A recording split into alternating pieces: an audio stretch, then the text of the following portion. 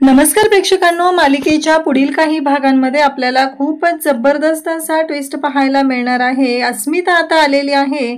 अस्मिताने आल्याला good news तर दिलेली आहे, पण त्याचबरोबर अस्मिताचे नवीन कारस्थान सुरू झालेले आहे, ते म्हणजे प्रिया सोबत सायलीच्या विरोधात कांड करायचं। कसं झालेलं होतं, जेव्हा लग्न झालेलं होतं त्यानंतर लगेचच अस्मिता ही तिच्या नवऱ्याकडे गेलेली। प्रिया लग्न करून घरात आली, पण अस्मिता मात्र नव्हती आणि त्याच वेळी आता सायलीचा जो संसार आहे तो सुखाचा चाललेला होता। प्रिया कारस्थान करत होती, पण आता प्रियाच्या सोबत अस्मिताची एंट्री झालेली आहे। अस्मिताने सांगितलेलं आहे की तिने आता आई होणार आहे, त्यामुळे घरातले सगळे खुश आहेत। घरातल्यांनाही तेवढाच आनंद झालेला असतो, सगळेजण खूप खुश असतात। मग आता अस्मिता त्याचबरोबर सगळेजण आता ब्रेकफास्टसाठी बसलेले असतात। अर्जुन सायलीला घेऊन घरी आलेला असतो आणि अस्मिता म्हणत असते की मलाही आता इथून पुढे पौष्टिकच खायचं आहे, असंच अरबट चरबट चालणार नाही। हे ऐकल्यानंतर मात्र आता सगळ्यांनाच तिथे आनंदाची बातमी मिळालेली असते। पूर्णाजी त्याचबरोबर सगळेजण खुश झालेले असतात। अर्जुन आणि अश्विन दोघंही मामा होणार असतात। तो आनंद एक वेगळाच असतो, तो त्यांच्या चेहऱ्यावरती पाहायला मिळत असतो। आणि मग इकडे प्रिया ही जी लाडकी मैत्रीण आहे अस्मिताची, खूप जवळची आहे, तिला फक्त आणि फक्त इकडे अस्मिताला प्रियाच पाहिजे असते, कारण सायलीनं तिचं काय वाटोळं केलंय ना हे तिलाच माहिती। परंतु हे सगळं जेव्हा घडत असतं तेव्हा मात्र सायली जी आहे ती मात्र शांत असते। ती आनंद आहे, आनंदाचं वातावरण आहे, त्या आनंदामध्ये तीही सामील होत असते। खरं तर सायलीच्या बाबतीत एवढी वाईट गोष्ट घडलेली होती, तिला एक दिवस जेलमध्ये राहावं लागलेलं होतं, तरीही हे सगळं जेव्हा चालू झालेलं असतं तेव्हा मात्र तिनं खूप आनंदाने या सगळ्यामध्ये सामील झालेली असते। परंतु आता काही गोष्टी अशा घडत असतात की ज्याचा विचारही केलेला नाही। आता इकडे सगळे जेवायला बसले नाश्त्याला असतात तेव्हा मात्र पूर्णाजी आणि कल्पना म्हणतात की आज भागवत एकादशी आहे आणि भागवत एकादशी असल्यामुळे आम्ही उपवास करणार आहोत, आम्ही कोणी काही खाणार नाही, हे सगळ्यांचं चाललेलं असतं। आणि मग प्रियाने आता एक कांड केलेला आहे। प्रियाचं कांड मात्र खूप जबरदस्त आहे प्रेक्षकांनो, तुम्हाला तर माहिती आहे प्रिया कशी आहे ते, कारण प्रियाने एक गोष्ट केलेली असते आणि प्रियाने स्वतः सगळं अरबट चरबट वेपर सगळं खाल्लेलं असतं। आणि त्याचबरोबर इकडे मात्र पाहायला मिळतं की जेव्हा या सर्व गोष्टी घडत असतात तेव्हा मात्र हे सगळं जेव्हा प्रियाचं कारस्थान आहे ते समोर येणार असतं। कारण प्रिया येते आणि म्हणते, बघितलं का पूर्णाजी आई कल्पना आई, हे बघितलं का सायलीने उपवास मोडलेला आहे। तेव्हा सायली तिथं असते, सायली म्हणत असते की नाही, तेव्हा तिथं आता प्रियाच्या सोबत अस्मिताही आलेली आहे। अस्मिता म्हणत असते की हो मी पाहिलेलं आहे, हे बघ सायलीच्या रूममध्ये सापडलेलं आहे हे सगळं। आणि मग कल्पना त्याचबरोबर पूर्णाजी पाहतच राहतात, कारण गेल्या 2 वर्षात सायलीनं असं कधी केलेलं नव्हतं। सायली देवाचंही सगळं व्यवस्थित करते, उपास तापासही व्यवस्थित करते आणि तिचं आधी कधीच तक्रार नव्हती। मग सायली जी आहे ती आता जाते आणि प्रियाच्या रूममध्ये झडती घेऊ लागते। प्रियाच्या रूममध्ये जेव्हा ती झडती घेत असते तेव्हा तिने जाताना झाडू आणि सुपली एवढं सगळं घेऊन हातात गेलेली असते, कारण काहीही झालं तरीही तिला माहिती असतं की हे सगळं प्रिया आणि अस्मिता ताईंचं कारस्थान आहे।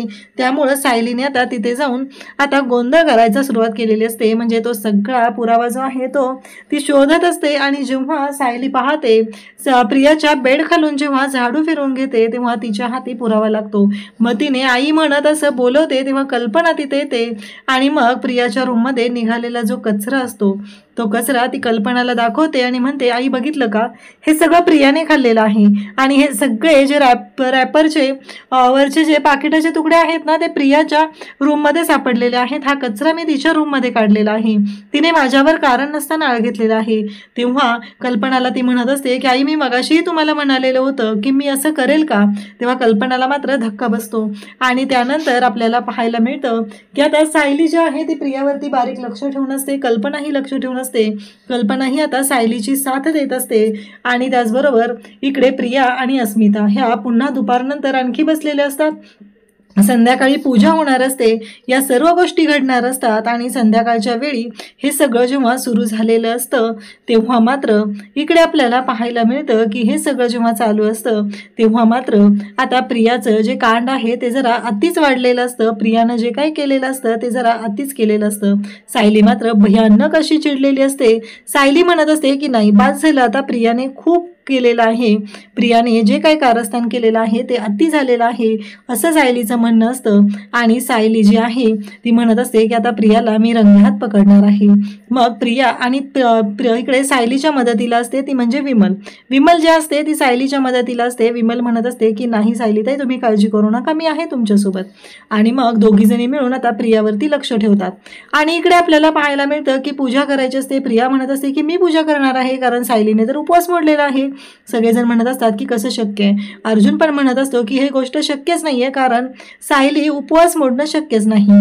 तेव्हा तिथे विमल आणि सायली दोघीही येतात. त्यांनी आता इथे आपल्याला पाहायला मिळतं की डायरेक्टली प्रियाने आरोप केल्यानंतर सायली म्हणत असते की बस झालं प्रिया, आत्तापर्यंत खूप ऐकून घेतलेला आहे पण पूजेचा मान मी आज तुला देणार नाही कारण तू उपवास केलेला नाही. तेव्हा प्रिया म्हणत असते की उपवास तर तू मोडलेला आहे, सकाळीच मी आईच्या समोर हे सगळं सत्य आणलेलं आहे. तेव्हा सायली म्हणत असते की ठीक आहे. आणि मग ती प्रियाच्या खानदिशी कानाखाली वाजवते आणि म्हणते की किती खोटं चाललेलं आहे तुझं, माझ्या विरोधात किती कारस्थान करणार आहेत. माझ्या विरोधातल्या कारस्थानासाठी नाही तर आज तू देवाच्या बाबतीत ही चुकीचं वागलेली आहे म्हणून आज मी तुला ही कानाखाली ठेवून देत आहे. तेव्हा सगळेजण तिथं आलेले असतात, त्याचबरोबर रविराज सुद्धा आलेले असतात. सगळेजण पाहत असतात पण प्रियाचं जे काय कारस्थान असतं ते अति झालेलं असतं हे सगळ्यांच्याच लक्षात आलेलं असतं. कारण सायलीने सगळ्यांच्या समोर एक गोष्ट केलेली असते आणि ती म्हणजे कोणाचा विश्वासही बसणार नाही. प्रियाला तर अजिबात वाटणार नव्हतं की सायलीनं काय केलेलं आहे. आणि सायलीने प्रियावरती बारीक लक्ष ठेवलेलं असतं कारण सायलीला आधीपासून माहिती असतं की प्रियाला उपवास वगैरे ह्या गोष्टी अजिबात झेपत नाही. आणि त्यामुळं सायलीने सगळी तयारी केलेली असते पूजेची, पण विमलला पण बारीक लक्ष ठेवायला सांगितलेलं असतं. आणि मग विमल इकडे त्यांच्यावर लक्ष ठेवत असते कारण किचनची जबाबदारी सांभाळायला प्रतिमा त्याचबरोबर कल्पना सायली या तिघीजणी मिळून किचनची जबाबदारी सांभाळत असतात. कारण आता प्रिया म्हणत असते की मी अस्मितासोबत थांबणार आहे, अस्मिताला गरज आहे ना, तिला एकटं वाटायला नको आहे असं तिचं बोलणं चाललेलं असतं. आणि त्याचबरोबर प्रिया मात्र हे सगळं करत असते. आणि इकडे पाहायला मिळतं की सगळेजण आता म्हणत असतात की आज पूजा सायलीच करणार आहे. सगळ्यांचं असं म्हणणं असतं. स्वतः रविराज सांगतात, कल्पना सांगते की आज पूजा सायली आणि अर्जुनच करणार आहेत. तेव्हा मात्र इकडे पाहायला मिळतं की प्रिया म्हणत असते पण का असं का, तुम्ही माझ्यावरती अन्याय करताय, आम्हाला नेहमी धाकटं मानताय, मागच्या वेळेस पण तसंच केलेलं आहे, प्रत्येक वेळेस ते थोरले म्हणून त्यांना मान दिला जातो. अश्विन बघितलं का, आताही तेच घडत आहे, आपल्यावरती अन्याय होत आहे असं प्रिया बोलत असते. आणि तेव्हा म्हणत असते, तेव्हा सायली म्हणत असते की बस झालं तर प्रिया तुझं खूप झालेलं आहे. तेव्हा सगळेजण प्रियाला म्हणू लागतात की तू शांत बस. आणि प्रिया मात्र ऐकायलाच तयार नसते. आणि तेव्हा विमल तिथे येते आणि विमल म्हणत असते की तन्वीताई तुम्ही मगाशीच उपवास मोडलेला आहे ना, मग तुम्ही आता का असं बोलत आहात, तुम्ही तर उपवास केलेलाच नाहीये. तेव्हा विमलला ती म्हणत असते की शांत बस ग तू, तुझं काय चाललेलं आहे सगळं. तेव्हा विमल म्हणत असते की हो. आणि मग कल्पना म्हणत असते की बस झालं. पूर्णाजी म्हणत असते की तुझ्या ना कानाखाली खरंच वाजवली पाहिजे असं मला वाटायला लागलेलं आहे. मला नेहमी असं वाटत होतं की तू नेहमी खरी आहेस म्हणून मी प्रत्येक वेळेस तुझ्यावर विश्वास ठेवून सायलीला दोषी ठरवलेलं होतं, पण आज मी डोळ्यांनी पाहिलेलं आहे असं म्हणत पूर्णाजी जी आहे ती सायलीची बाजू घेत असते आणि सायलीच्या बाजूने बोलत असते. आणि त्याचबरोबर सायलीला सांगत असते. आणि त्याचबरोबर प्रियाला म्हणत असते की तू जे काय केलेलं आहे ना ते खूप अति केलेलं आहे, एवढं लक्षात ठेव, कारण आत्तापर्यंत आम्ही तुझ्यावरती आंधळेपणाने विश्वास ठेवत होतो पण आज तू दाखवून दिलेला आहे की तू काय करू शकतेस असं म्हणत आता सगळेजण बोलत असतात. आणि प्रिया म्हणत असते की मी काहीच नाही केलेलं, मी काही घाललेलं नाहीये, हे सगळं प्रियाचं वागणं चाललेलं असतं.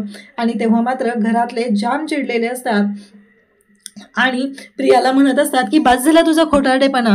आणि इकडे सायलीला म्हणत असतात की घे तू पूजा करायला आणि खूप झालेलं आहे, आता अति झालेलं आहे या मुलीचं असं म्हणत पूर्णाजी पण म्हणत असते की कसं आहे माहिती आहे का, तुला असं वाटत असेल की मला माहीत नाहीये पण मला सगळ्या गोष्टी माहीत असतात, माझं सगळीकडे लक्ष असतं. तुला वाटत असेल हे माझ्या डोक्यावरचे केस ना असेच पांढरे झालेले नाही आहेत, ते अनुभवाने पांढरे झालेले आहेत, हे सगळं बोलणं चाललेलं असतं. आणि तेव्हा मात्र इकडे पाहायला मिळतं की इकडे रविराज हे चिडलेले असतात आणि ते म्हणत असतात की तन्वी बाद झालं, आम्ही सगळ्यांनी पाहिलेलं आहे, डोळ्यांनी पाहिलेलं आहे तुला असं वाटत आहे की तू जे काय करत आहे तर हे सगळं जे काय आहे ते फक्त आणि फक्त तुझ्यामुळं घडत आहे असं म्हणत रविराजनी पण आरोप केलेले असतात.